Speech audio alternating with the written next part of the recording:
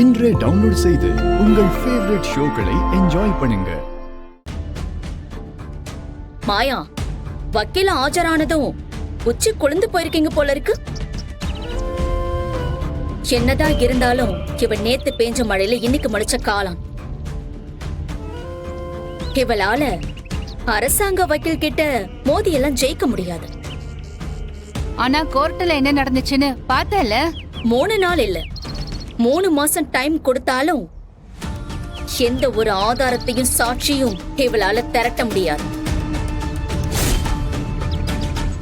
எங்களுக்கு 3 நாள்ல தேவையில்லம்மா. நாங்க ஏற்கனவே களத்துல இறங்கி வேலை பார்க்க ஆரம்பிச்சிட்டோம். அடுத்த கேஸ் நடக்கும்போது மாயா யாருன்னு உனக்கு காட்டுவா. மாயாவை நம்பி களத்துல இறங்குறதும் மண்குதிரையை நம்பி குளத்துல இறங்குறதும் ஒண்ணுதான்.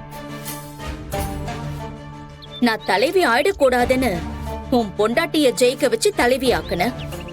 இப்போ அதோட விளைவு 2 பேரும் ஜெயில உட்கார்ந்திருக்கீங்க. இனிமே உங்களுடைய வாழ்க்கை ஜெயிலுக்குள்ளதான் இருக்க போகுது. உன்னால உன் பொண்டாட்டிக்கு வந்த நிலைமைய பாத்தியா? ஏய், இப்போ எதுக்கு இதெல்லாம் பேசிக்கிட்டு இருக்க?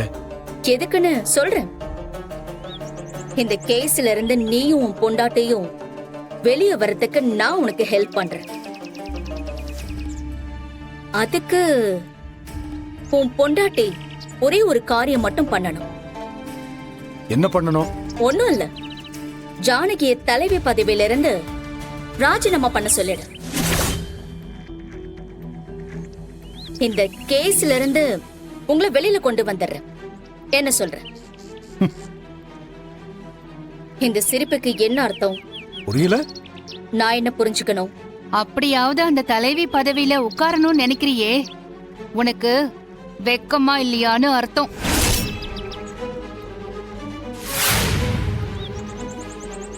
நாங்க வாழ்க்கை முழுக்க ஜெயிலியே இருப்போம். அதே காரணம் காட்டி நீ தலைவி ஆயிடலான்னு மனப்பால் குடிக்காத. எங்களை வெளியே கொண்டு வரத்துக்கு எங்க பிள்ளைங்க இருக்காங்க. என்ன புரிஞ்சுதா? ஜானகிய மக்கள் தேர்ந்தெடுத்திருக்காங்க. அவங்க விருப்பத்தை மீறி நீ அந்த சீட்ல வந்து உட்கார முடியாது. அது மட்டும் இல்ல, நீ என்ன சதி பண்ணாலும் அதையெல்லாம் சுக்கு நூறா உடைச்சு எங்களை மாயாவும் இவங்களும் வெளியே கொண்டு வருவாங்க. அதையும் பார்த்தலாம்.